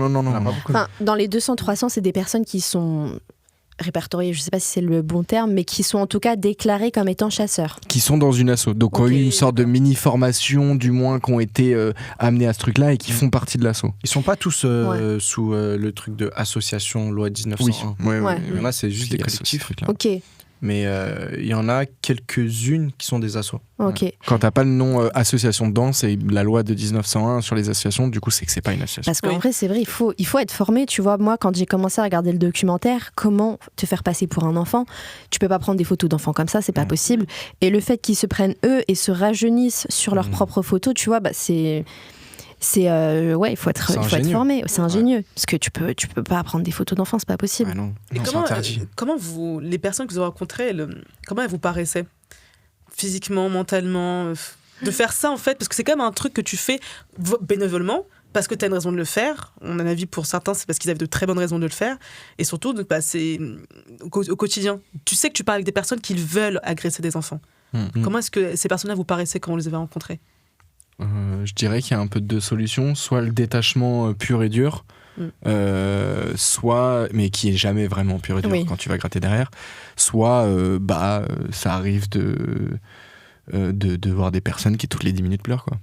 Parce qu'ils ont un truc derrière qui va pas et ils sont complètement, tu vois, à fleur de peau sur plein de trucs. Et le détachement, nous, c'est des trucs, on nous a raconté des trucs de fou et en mode, il est comme ça, il est comme ci, il a pété les plombs, machin, mais c'est la vie, tu vois. Parce qu'en fait, ils sont un peu déconnectés du truc, donc c'est toujours, tu sais pas sur quel pied danser. Tu peux pas faire ça sans être affecté, sans être stable émotionnellement. Vous savez, s'il y en a certains qui suivent des séances de psy ou des trucs comme ça? Non, les assos dans les assos ils discutent entre eux, mais il n'y a pas forcément il n'y a pas de cellule d'écoute, j'imagine, ou quelque chose. Tu peux avoir des psys dans le truc, des fois, des gens qui vont plus ou moins de près ou de loin aident aussi dans l'asso, puisque t'as même des policiers, t'as beaucoup de gens dans les assos, mais il n'y a pas des séances de psy. C'est trop jeune, c'est trop récent. Ça, c'est, je pense, un vrai truc à mettre en place pour ces assos. En tout cas, je pense, parce que il faut en parler. Tu peux pas rester c'est vraiment le cas où tu peux toi-même péter un câble ou ça peut affecter ta vie, surtout que j'ai l'impression que c'est quand même des gens qui sont jeunes, qui sont pas en plus qui sont connectés. Ça dépend. Ouais. Ça dépend. Trouver les jeunes, c'est justement assez difficile. Enfin, les jeunes, on va dire en dessous de 30 ans. Pardon pour beaucoup qui écoutent, moi j'y suis bientôt. Mais on va dire en dessous de 30 ans, c'est difficile parce que comment faire une activité comme ça quand t'es encore jeune et pas trop formé, c'est plus du coup au-dessus de 30, 40, 50. Ah ouais, c'est plus ça que mais je pense qu'il faut avoir la maturité pour encaisser ça. Hein. Tu vois, quand je pense que vous avez dû enlever plein d'images, mais quand tu vois, il y en a un qui reçoit des photos, il y a un pédocriminel qui a pris sa nièce en photo, quoi, et qui l'envoie après. Tu reçois des trucs, forcément tu vas pas bien. C'est horrible, parce que dans ta tête tu dis il y a quelqu'un quelque part en France qui est en danger, moi je peux rien faire, et en fait c'est compliqué. Mais ouais, c'est... Mais les statistiques, elles sont effrayantes en plus. Dans une classe, tu vois, t'en as 3, je crois, sur une classe de 20 ou de, je sais plus. Il y a un enfant sur 5. Ouais. Donc sur 20, je sais pas, ça fait combien? Ça fait 4. Mais en tout cas, sur une salle de classe, t'avais une statistique qui était sortie, c'était 3 élèves pour une salle de classe, donc j'imagine de 15 élèves, on va dire. Ouais. C'est déjà énorme. C'est énorme. Et la plupart du temps, c'est la famille. C'est toujours les proches. 4 x 5, 20. Putain, pourquoi on a bugué sur ce? C'est pas grave, les garçons, j'ai voulu oublier ce moment. Pas des mathématiciens. Non, t'inquiète. Mais c'est vrai que c'est un phénomène qui, en plus de cela. Et en fait, le truc, c'est que t'as deux choses. Moi, je distingue deux choses. C'est-à-dire que je distingue la pédophilie, entre guillemets, dans le cadre de la famille, ce qui est la plus répandue, et puis celle dans le cadre des réseaux sociaux. Et souvent, celle des réseaux sociaux, c'est peut-être que la législation en France n'est pas encore assez sévère. C'est qu'en fait, c'est un phénomène qui est très récent et qu'on impute souvent aux anglo-saxons. Mais c'est vrai qu'en France, vous voyez tout ce qui s'est passé avec l'affaire Pellico, le site Coco, notamment, et derrière certains des accus de cette femme-là, donc de Gisèle Pellico, étaient aussi des pédophiles qui se partageaient aussi des photos de leurs nièces, de leurs gamins, souvent très jeunes, entre eux, en plus de avoir V une dame pendant des années. Donc j'ai l'impression que c'est quelque chose qui est entre guillemets nouveau en France, en tout cas que les gens estiment être nouveau, que la législation est peut-être pas assez dure. Je sais pas ce que vous en pensez, vous. La pédophilie? sur Non, les réseaux. La pédophilie dans les réseaux. Ouais. Exactement. Non, la pédophilie en France n'est pas un phénomène nouveau. Mais non, bien sûr, dans le sens où cette espèce de vouloir chasser des enfants en ligne, j'ai l'impression que la France estime ça être un phénomène nouveau. Donc peut-être que la législation n'est pas assez dure. Je pense déjà qu'avec l'arrivée d'Internet, déjà avec les déviances, t'as déjà peut-être 10-15 ans de retard avant de vraiment signaler ce problème et te concentrer sur ça. Donc je pense Internet, ça arrivait quand ? On va dire 2005, en vrai, 2006. Internet ? Non, avant. Non, mais genre les réseaux, excuse-moi, les réseaux, Facebook. 2006. Les réseaux, c'est un truc comme ça, c'est début 2000, quoi. Ouais, donc le temps de traiter ce sujet, de savoir que ce sujet existe, je pense qu'il y a déjà des années de retard. Et après, bon, et même quand tu veux le traiter, c'est pas évident. Parce qu'il faut savoir qui est derrière le compte. Surtout Facebook, c'est américain. Donc en plus de ça, tu te frottes au droit international, à des contacts Facebook. Et en fait, eux, ils disent, ça revient un peu, ce truc-là, les défenseurs des armes aux États-Unis, ils aiment bien utiliser cet argument-là, la NRA, tous ces mecs-là, et tout, ils disent, oui, mais c'est pas l'arme qui tue, c'est celui qui s'en sert. Ils ont un peu le même discours, ils sont en mode, en fait, nous les gars, le réseau, il est là pour que les gens ils puissent parler entre eux, échanger. Techniquement, s'il y a des gens chelous qui s'en servent, on n'y peut rien. Le seul vrai truc qu'il faudrait mettre en place, c'est un contrôle biométrique et de la qui part en couille. Non mais tu vois ce que je veux dire. Moi, ce que je veux. Non, il faudrait que les enfants aient interdiction de pouvoir utiliser l'ordinateur avant les 15 ans, ce serait bien. C'est déjà le cas. Mais de manière technique. Ouais, mais non. Tu vois, il faudrait que quand leur doigt touche, ils sentent comme, tu vois ce que je veux dire. C'est comme les sites pornographiques. T'as juste à mentir sur ton âge. Après, il y a aussi les safe phones, là. J'ai entendu parler de ça. C'est des trucs où tu donnes à l'enfant, t'achètes ça à ton enfant et en fait, c'est déjà bloqué. C'est-à-dire qu'il y a des sites qui sont bloqués, il y a des trucs. Ok, quand t'arrives, t'as 12-13 ans. Le gamin, il a un ordinateur, c'est terminé. Ouais, c'est fini. C'est terminé. Ouais, après, il faut qu'il ait un ordi. Il y a de plus en plus de gamins qui ont des ordinateurs et un téléphone. Mais bon, à 12-13 ans. Oui, s'ils jouent à des jeux vidéo, à des trucs et tout ça, machin. On verra. Tu l'achètes une console. Non, mais la meilleure chose à faire de tous les cas, c'est prévenir l'enfant, lui en parler. Moi, tu vois, à l'école, j'avais eu plein de classes où on te faisait une éducation sexuelle, ça m'a pas du tout traumatisée, au contraire. Mes parents, ils m'ont toujours dit fais attention, il y a des conséquences. Tu vois, moi, ça m'est déjà arrivé en plus qu'il y ait des gars qui viennent me parler sur Facebook. Et parce que j'étais retombée sur mon compte quand j'étais petite au collège et j'ai retrouvé 2 conversations. T'as des gens qui sont venus me parler, qui m'ont dit ça dirait qu'on aille se voir et tout. J'ai dit bah non. Des adultes. Ouais, mais il n'y avait pas de photo de profil. Tes parents, ils t'ont déjà prévenu? Mes parents, tu vois, ils m'ont toujours dit, tu vois, tu fais très attention, les gens sont fous dans la rue. Et moi, j'avais relu la conversation, j'ai dit, bah non, on se connaît pas. Putain, et il a arrêté de me parler après. Ouais. Je dis, on se connaît pas, et si tu continues de me parler, je le dis à mon père. Et le mec, il a pas du tout continué. Ouais, mais ça, c'est ouais. En vrai, c'est la meilleure chose, c'est de prévenir ses enfants, tu vois, parce que quand tu crées un tabou autour de ça, c'est pas possible. Il faut leur en parler. La meilleure chose à faire, c'est vraiment de dire à ses enfants faites attention, si ça arrive, c'est pas toi le fautif, je ne vais pas m'énerver contre toi. Exactement. Parce qu'en fait, il y en a qui ont peur que les parents s'énervent, ils ont peur de se faire engueuler. À partir du moment où tu lui expliques que non, je vais pas m'énerver, c'est pas de ta faute, c'est les adultes dehors. Si tu viens et que tu m'en parles, toi, il va rien t'arriver. Par contre, le mec, là, par contre, je vais le... C'est ça. Après, le seul problème, c'est malheureusement, les enfants sont victimes de leurs propres parents ou de quelqu'un de proche. Ça, c'est... Ouais. Ça, c'est aussi l'éducation. L'éducation et aussi l'instruction à l'école. Il faut aussi faire parce que souvent tu sais pas ce qui se passe dans les cellules familiales des gens. Donc à la fois à la maison, si la maison c'est un espace safe où les parents sont entre guillemets normaux, ou alors à l'école. Si l'enfant, même pas forcément des violences sexuelles mais des violences physiques, psychologiques, si l'enfant lui il a pas d'écoute à la maison mais qu'il peut en trouver une à l'école, ça c'est en fait il faut le sauver soit dans l'école soit par la maison. Mais c'est pour ça qu'il faut être vigilant. Oui, il faut être très vigilant. À tous ceux qui travaillent dans des écoles. Moi par exemple, j'ai un pote, il a fait déjà plusieurs signalements. Tu sais, il est juste animateur. Et il a dit, il y a des gosses, ils arrivent, ils parlent pas. D'un coup, tu vois, ils se taisent en fait. Ils rentrent dans un mutisme. Et ça, c'est un des signes d'un enfant qui se fait agresser. Et les gens ont du mal aussi à reconnaître un enfant qui se fait agresser. T'as beaucoup d'enfants qui, en fait, ils vont toucher leurs autres camarades. Et t'en as beaucoup qui sont réprimandés pour ça. Alors qu'en fait, ils font ce qu'ils subissent à la maison. En fait, ils reproduisent. Les enfants, c'est pas compliqué, ils reproduisent. C'est un détail qui peut avertir aussi les professionnels de l'éducation. Non, tu sais qu'il y en a beaucoup en fait qui le voient pas. C'est ça le truc. Il y en a beaucoup qui le voient pas. Ils captent pas que c'est... Je te jure qu'ils captent pas. Non, ils captent pas. J'ai travaillé dans les écoles aussi avec des enfants très jeunes. Je t'assure qu'il y en a qui... Moi, je les voyais... les signalements et tout ça, en fait, ça arrive très souvent dans les écoles, même des enfants qui se défèquent dessus tout le temps. Souvent, c'est qu'ils se font agresser. Mais vous avez pas de formation ? Nous, on n'a pas de formation, nous. En tant qu'animateur, en tout cas, j'en ai jamais reçu. Ouais, je t'occupe d'enfants, t'as pas de formation. Non, dans le sens. BAFA, mais le BAFA, même moi, je l'avais pas. T'as pas besoin. J'ai fait sans BAFA aussi. Pareil, j'ai inventé un truc. Pas dans la merde. T'as pas besoin du BAFA. Non, t'as pas besoin du BAFA pour t'occuper de gamins, en tout cas, juste dans ce qu'on appelle les interclasses et les trucs comme ça avec les plus petits. Mais c'est vrai que les formations pour prévenir d'une potentielle d'un enfant qui est potentiellement victime d'agression ou alors de violence physique, etc., t'en as pas. En fait, c'est à toi d'être vigilant. Qui t'a même passé pour un fou. Parce que moi, le nombre de fois, j'allais dire à des... Bon, j'ai pas fait ça tout le temps, mais oui, attention, le gamin là, machin. Parce que j'avais trop peur qu'un gamin, en fait, soit juste en train de vivre un gros traumatisme. Ouais. Plutôt que juste que ce soit un gamin un peu. On te prend pour une parano après. Ouais, on te prend pour un parano. Il faut mettre parano que laisser un enfant se faire. Enfin, bien sûr. Moi, quand j'étais animateur, j'ai déjà eu. Je raconte un peu cette histoire souvent, mais même si c'est pas un truc de ouf non plus, mais il y avait une petite qui s'était ramassée par terre, elle s'était ouvert le genou de ouf.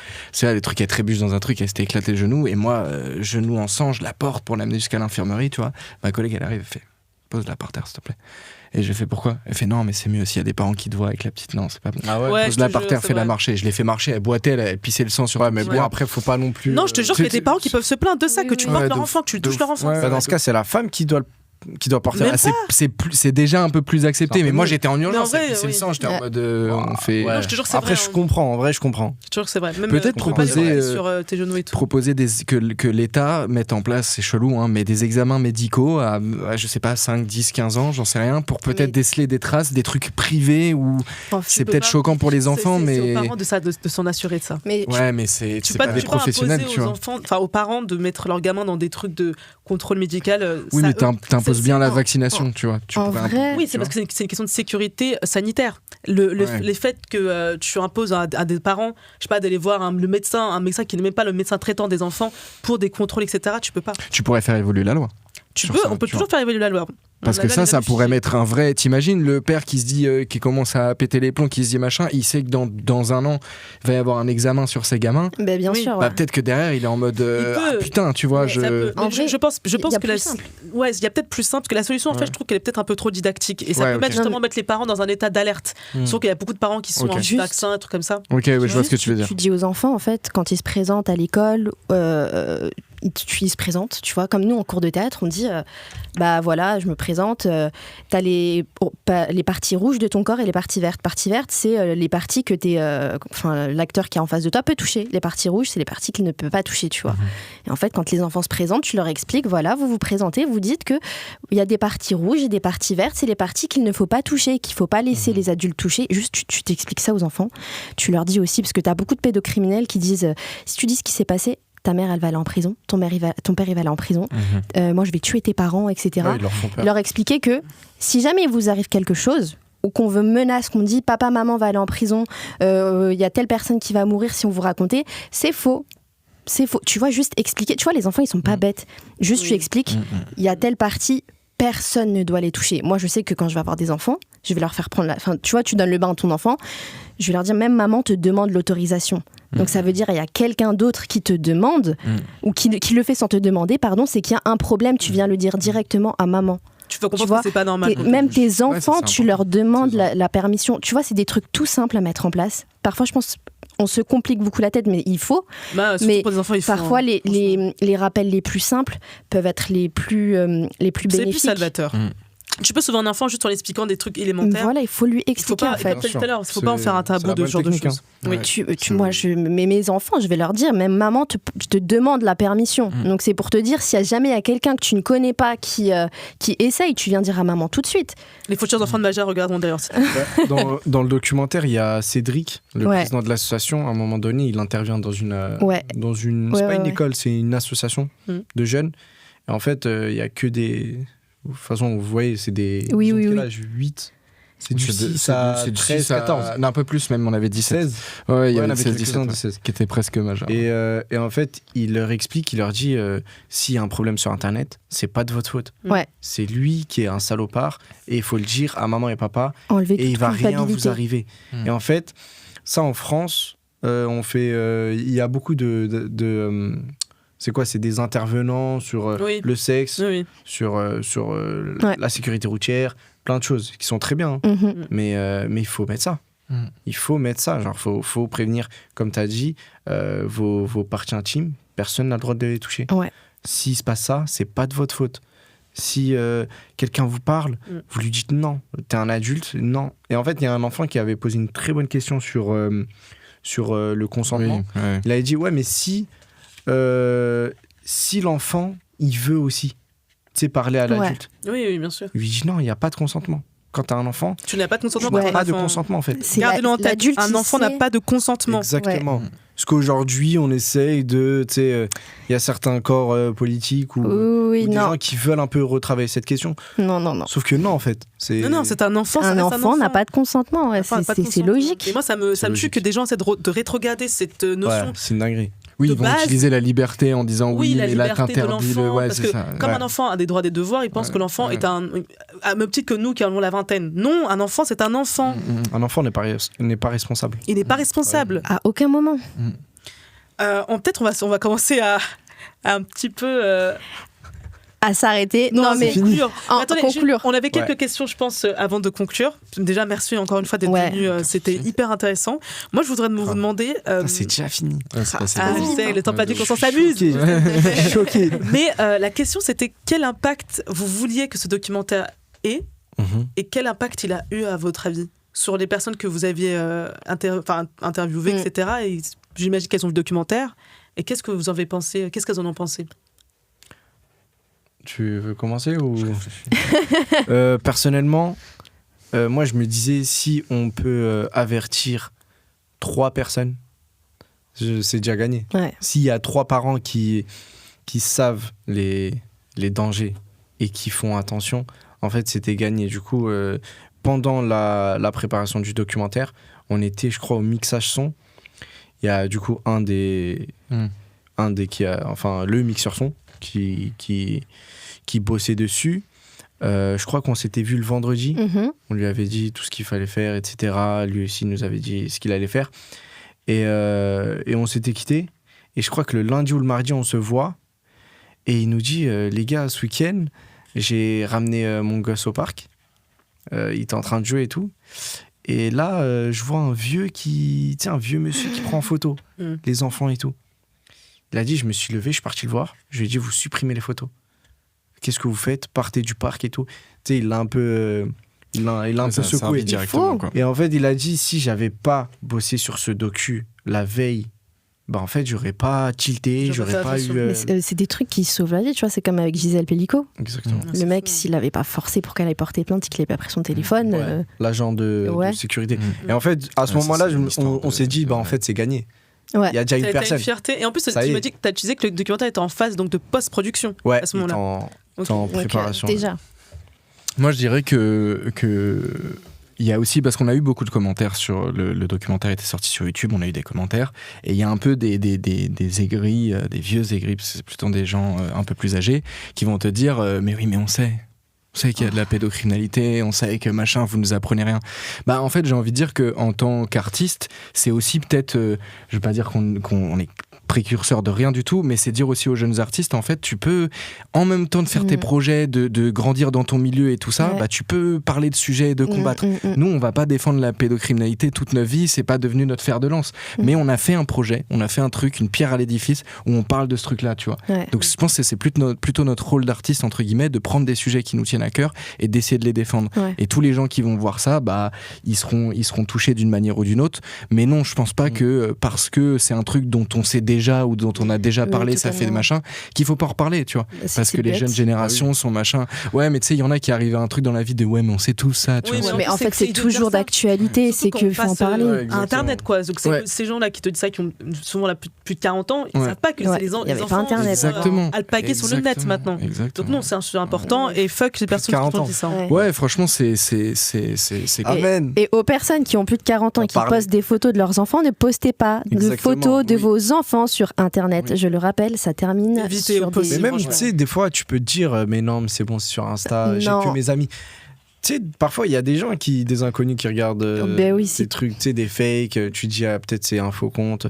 Mais parfois, c'est eux, en fait. Ils screenent, il partage ses photos. Tu sais que la plupart des fichiers sur les sites pédocriminels, c'est des photos prises par les parents. Oui. Ouais, mais parce qu'il y a aussi ce truc-là de 50%, je crois. Tu pourras... Plus de 50%, pardon, vas-y. Ouais, non, t'inquiète. Mais ouais, les chiffres sont fous. Ouais, je pense que c'est ça. Il faut avant 15 ans, parce qu'après, quand les adolescents commencent à arriver au lycée, c'est difficile de leur dire n'aie pas de réseaux sociaux, n'aie pas de vie sociale et tout ça. Ça, c'est compliqué. Mais avant 15 ans, les mettez pas sur les réseaux. Ouais. Et puis même à 13 ans, ça fait un peu vieux jeu, mais ton gamin, il n'a pas forcément besoin d'avoir les réseaux. Il peut avoir des jeux vidéo, il peut avoir d'autres trucs. Mais il y a eu des surprises sur les jeux vidéo aussi, sur les lives en ligne où des mecs cherchent des là trucs, où il y a des enfants, il y a des pédocriminels, tout simplement. Faut savoir, c'est la phrase de Cédric. Voilà. C'est la phrase de la soirée. Même Fortnite. Oui, mais si tu joues, t'as le casque, tu parles à des inconnus. Des fois, c'est un adulte qui parle à un petit de 9 ans. 13 ans. Ouais, juste leur parler, tu vois, une fois par mois, refaire un petit point. Toi, ça va en ce moment? Et en fait, même être assez direct, tu vois. Ouais. Est-ce qu'il y a des gens qui t'ont parlé? Est-ce qu'il y a des adultes? Parce que l'enfant, il va pas te dire les choses. Mais si tu lui poses la question et qu'il commence à baisser la tête ou à esquiver, bah tu sais qu'il faut creuser, tu vois. Ouais. Parce que je suis totalement d'accord avec toi que sur la prévention, c'est hyper bien. Il faut leur dire, il faut pas machin. Mais quand l'enfant, il est pris dans cet engrenage, parfois même le fait de se souvenir que ses parents ils lui ont dit ça, il va avoir honte. C'est vrai. Il va se dire j'ai failli à ma truc, tu vois. Oui, c'est vrai. Donc faut pas les piéger parce que c'est pas du tout ça le terme, mais il faut aller creuser et dire ok, là mon enfant il est bizarre. Mettre en confiance. Il répond pas de la bonne manière, bah t'inquiète pas, là on va aller ensemble et on va creuser. Tu m'as fait un peu quand t'as dit là mon enfant il est bizarre. Il est bizarre, mais parce que si je suis un peu lui là. Tu lui dis t'as pas des conversations avec des tu lui dis directement. Est-ce qu'il y a des adultes qui t'ont parlé sur les réseaux? S'il baisse la tête ou s'il esquive ou s'il dit un non mais il cligne de l'œil droit, bizarre, tu vois ce que je veux dire? Bah tu vas ouais, mais parce que des fois c'est le seul moyen. Non mais même ceux qui ont des petits frères et des petites sœurs, genre vérifier les portables. De ouf. Tu sais, y a pas de c'est sa vie privée ou quoi, c'est un enfant. Faut vérifier les portables. Après, les messages. là, je pense qu'il parlait plutôt de jeunes ados, là, quand tu dis tout ça. Non, ouais, mais même la cible, là où il a vachement raison, Salim, c'est que parfois les parents sont un peu démunis face à ça, mais les grands frères, ceux qui sont déjà plus adolescents, début d'adultes, eux, ils peuvent, et grandes sœurs, ils peuvent plus avoir le recul. Mais c'est les petits, on parle vraiment là de 5 à 15 ans, c'est ces jeunes-là qui peuvent être vraiment pris dans le truc, quoi. Ouais. Est-ce que vous pensez que votre documentaire va peut-être être diffusé lors de prochains cours dans d'hypothétiques écoles concernant Ce serait bien. On y travaille là. Ouais, la cybersécurité, la pédocriminalité en ligne, etc. Vous êtes en train de travailler sur ça? Ouais, on essaye de parler à des écoles, des classes relais, notamment, pour essayer de passer le film et de discuter avec les jeunes. Et tout. Du coup, de vous mettre en tant qu'intervenant dans le film. Ouais. Enfin, intervenant dans la classe. Ouais, c'est très Parce qu'encore une fois, c'est un prétexte. C'est-à-dire que le docu, il est ce qu'il est, il a son truc qui va intéresser, mais le fait de pouvoir créer une réunion, on dit on va vous faire voir un docu, on va machin, au lieu d'un truc où on vous passe un PDF et on vous dit attention aux grands méchants, là, j'ose espérer encore que les jeunes soient intéressés par ce genre de truc, même si le docu fait un peu peur. C'est 45 minutes, ça va vite, ils regardent un truc machin et après on peut en parler. Je pense que c'est vraiment implanter ce truc-là, tu vois, c'est aider aussi, c'est intéressant, quoi. Totalement. T'avais une dernière question, déjà? Non, de toute façon... Vas-y, pose une dernière. Allez, une dernière. Il veut pas s'arrêter, en fait. Non, mais en vrai, est-ce que j'ai encore une autre question? Est-ce que vous avez des questions pour nous? Parce que même les questions que j'avais, vous y avez répondu dans vos réponses. Concernant quand même ce sujet-là, mais est-ce que vous avez une question? Parce que jamais on a fait ça avec les amis. C'est vrai. Est-ce que vous avez une question à nous poser? Posez-nous un peu des questions là qu'on soit aussi dans on est super intéressantes nous aussi. C'est quoi votre sentiment concernant comment est traitée la pédophilie en France? Encore plus large la question. Pour moi, c'est quoi votre sentiment? Pour moi, elle est très mal traitée. Parce que, comme tu as dit, il y a beaucoup de gens qui voient un certain complotisme dans le fait que la pédocriminalité, elle n'est pas assez bien traitée en France dans les tribunaux. Que c'est, tu vois, quand tu vois une peine de quelqu'un qui a volé un paquet de pâtes, qui a pris 1 an ferme, et tu vois qu'il y a un pédophile qui a violé un enfant, des fois il prend du sursis, tu dis mais il y a un truc qui va pas, tu vois. C'est que déjà c'est très mal expliqué. La manière dont c'est traité et jugé dans les tribunaux, c'est très mal expliqué à la population française, ce qui fait que la population française perd sa confiance en l'État, tu vois, qui est censé normalement protéger les citoyens. C'est un sujet qui est tabou parce que, comme tu as dit, les gens croient pas aux réseaux pédophiles, alors que si, ça existe. Il y a des groupes qui existent sur Telegram, sur Coco, tu as des plein de... C'est une réalité qui existe, qu'elle fasse mal ou qu'elle fasse peur, elle est là et il faut mettre les 2 pieds dans le plat pour ceux qui en ont les capacités et l'affronter pour trouver des solutions, tu vois. Donc pour moi, c'est un sujet qui est vraiment très mal traité en France, qui n'est pas assez traité parce que, en vrai, c'est dur. C'est dur. Quand tu traites ce genre de sujet, tu feras forcément face à du contenu pédopornographique, malheureusement. Tout le monde n'a pas les reins assez solides pour faire face à ça. Donc ouais, pour moi, c'est vraiment un sujet qui n'est pas bien traité en France. Enfin, pour moi. Okay. Me concernant, je ne serais pas aussi tranchée que Maja. Je trouve pas que c'est un sujet qui est mal traité. Je pense que c'est un sujet qui est très peu traité. C'est-à-dire qu'il est traité, mais je pense que les gens mal reçu aussi. Peut-être aussi mal reçu, mais je pense que les gens sont encore dans ce fantasme. Attention, entendons-nous bien. Cette idée reçue que la pédocriminalité, c'est forcément quelque chose qui a du réel, qui va être palpable, qui va pas forcément se mesurer à des commentaires sous le post d'un gamin de 13 ans qui met j'ai pas une salade sur son feed. Je pense que les gens, en fait, malheureusement, ne considèrent pas assez ce sujet-là comme un vrai sujet de société qui, au fur et à mesure, s'il n'est pas traité rapidement par une juridiction qui est forte, qui est solide et qui est respectée par l'ensemble des tribunaux en France, peut totalement aller dans des dérives qui, en fait, vont conduire à plusieurs inspecteurs. Parce qu'en fait, je pense que les inspecteurs, eux, ils le font parce qu'ils pensent que ce sujet-là n'est pas assez traité, maltraité ou pas assez traité. Mais je pense que, quelque part, ils voudraient que la justice s'en saisisse vraiment pour arrêter, eux, de faire ce travail-là. Je pense pas que ils font pas ça par plaisir. Ils font ça peut-être juste parce qu'il se trouve que c'est pas assez correctement mis sur la place publique et dans les tribunaux, pas assez bien défendu. Je pense qu'au fur et à mesure, pour que ces inspecteurs-là, en plus, qu'ils mettent... Quand tu dis inspecteur, tu parles des intercepteurs. Intercepteurs. Ouais. Je dis tout, je sais pas pourquoi je dis inspecteur. Non, mais le terme est sympa. Parce que c'est marqué sur mes notes, excusez-moi. Okay. Mais oui, donc les intercepteurs, je pense que eux, même pour garantir pour eux une paix d'esprit ou même un relâchement psychologique par rapport à ce sujet-là qui peut être très lourd, il faudrait en fait que la justice fasse plus. La justice fait déjà beaucoup, mais il faut que la justice fasse plus. Parce que ce qui se passe aux États-Unis, dans le monde anglophone, exactement. Ce qui se passe aux États-Unis dans le monde anglophone, malheureusement, c'est un truc qui peut se produire en France si jamais la justice ne se saisait pas rapidement de ce sujet-là sur de la même en général, cyberharcèlement et cyberpédocriminalité. Voilà. Ça, t'as la formation, pousser plus dans ces voies-là. Tu veux, pareil, en parler à l'école, dire ça existe ce genre de métier, bosser dans la cybercriminalité. Encore une fois, c'est ouvrir le truc, ouvrir le débat. Après, ça les amuse pas. Pour gagner la confiance des intercepteurs. Dans l'idéal, il faudrait que ces assos n'existent pas. Oui, nous, on aimerait faire autre chose. Nous, ce serait cool que ces assos. Mais même pour eux, moi, mon rêve, entre guillemets, après avoir vu ce documentaire, je me dis, mais j'espère vraiment que d'ici 10-15 ans, il n'y aura plus aucun intercepteur, quoi qu'il arrive, que la justice soit forte et assez se saisisse rapidement de ce sujet-là. Vous voyez ? Dans une société idéale. Totalement. Je pense qu'il y a aussi juste le truc de la société évolue aussi. On voit que sur le sexisme, sur le racisme, sur beaucoup de trucs, on s'ouvre de plus en plus à ça. Je dis pas que c'est fait et qu'on est dans le monde des aussi se rappeler que, tu vois, on a beaucoup ce truc-là. Moi, j'ai mon frère qui vit aux États-Unis et j'ai un peu une partie de ma famille là-bas, du coup, lui.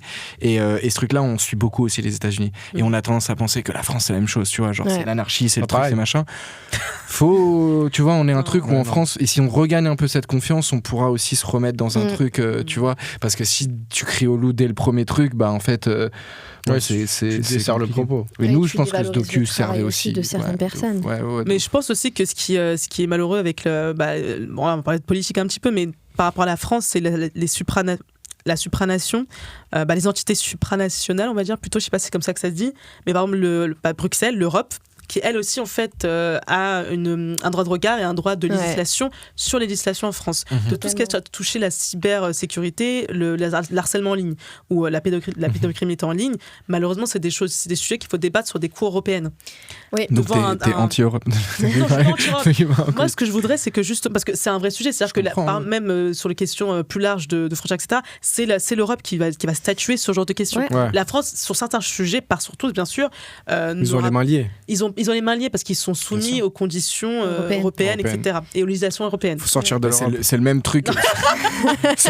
À la fin du podcast. Mais oui, c'est le même truc que Facebook, et dès que tu divises c'est ça. Mais je pense qu'il faut juste pas être candide, se dire que ça existe, il y a de la pédocriminalité, la justice ils galèrent, c'est compliqué. Et en fait, à partir du moment où tu résumes, de toute façon, ça y est, ils veulent pas calculer, ils protègent les pédos. Mais en fait, tu termines le débat aux prémices du truc. Non, mais si demain il y a un mec qui se présente ou une meuf qui veut devenir président et qui dit, écoutez, moi mon sujet ça va être la pédophilie. Moi je vais défendre ça, ça sera le débat. Tu vas être contre ça du coup? Non, mais je suis pour, bien sûr. Oui. En gros, attends, je crois que pour que ce soit mis au centre je recommence. Non, vas-y, continue. En gros, si demain il y a un candidat au présidentiel qui impose ce sujet de la pédophilie et qui pose ça sur la table, bah tout de suite, tu vas voir que les choses ils vont changer. Il y aura de l'argent. Oui, bien sûr, mais parce que les gens. Sur la démagogie. Des actions. Oui, mais parce que l'État ne met pas les. Oui, attention, parce que on te connaît, tu parles de moi je vais combattre les pédocriminels, trop cool, je vais voter pour toi. Non, mais même si c'est de la démagogie, il y aura des choses qui vont être faites. Oui, mais sûrement parce que les caisses de l'État sont débloquées. C'est un peu le principe de la démagogie. Regarde, tu vois, Macron, il y a des trucs Macron, il voulait mettre. Comme ça que ça marche en fait. Il voulait mettre la cause des femmes au centre de son quinquennat. Aujourd'hui, il y a toujours autant de femmes qui se font tuer, tu vois, sous les coups de leur mari. Et la cause des femmes, elle n'a pas avancé en France, elle a reculé. Distinguer les promesses électorales de ce qui se passe. Mais après, il y avait déjà MeToo ou pas? Oui, ça arrive en quelle année?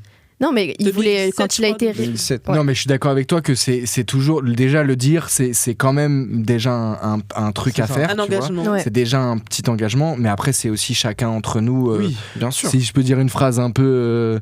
tiré par les cheveux, mais je veux dire, les enfants qui ont souffert sont souvent les adultes qui feront du mal, tu vois. Exactement. Mais c'est vraiment un truc important, c'est que c'est pas, vas-y, tranquille. Bah non, en fait, le connard qui te pète les couilles le lundi matin au bureau et qui est insupportable avec toi et qui te traite comme une merde, bah si tu creuses, peut-être qu'il a souffert et ton enfant. S'il avait pas souffert, peut-être que tu passerais pas un enfer le lundi matin. Quoi. Mais c'est pour ça qu'il faut autant protéger les enfants maintenant quand on peut les protéger. Bien sûr. Et ne pas négliger ça. Éduquer vos fils et vos filles, c'est important. Mais tu sais que si demain, les gens, le français lambda, ils savaient tout ce qui se passait au niveau de la pédophilie. Mais tu sais que déjà, ils retiraient ses enfants de l'école. Oui. Et en fait, ils parleraient que de ça. Genre, aux 20h, il y aurait que ça, en fait. Les gens, ils savent pas ce qui se passe.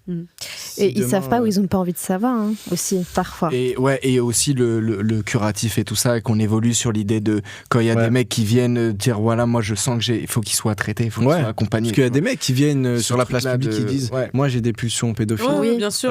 C'est terrible, mais c'est très dur à concevoir. Mais ça, c'est aller plus loin. Tu vois ce que je veux dire?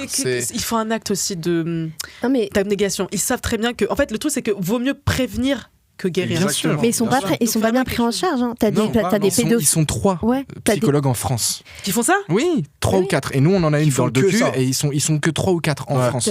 T'as des gens, t'as des pédophiles qui viennent dire je suis pédophile, s'il vous plaît, traitez-moi, parce que c'est considéré comme maladie. Et il y en a un qui a parlé, qui a dit écoutez, moi je suis parti dire que je suis pédophile.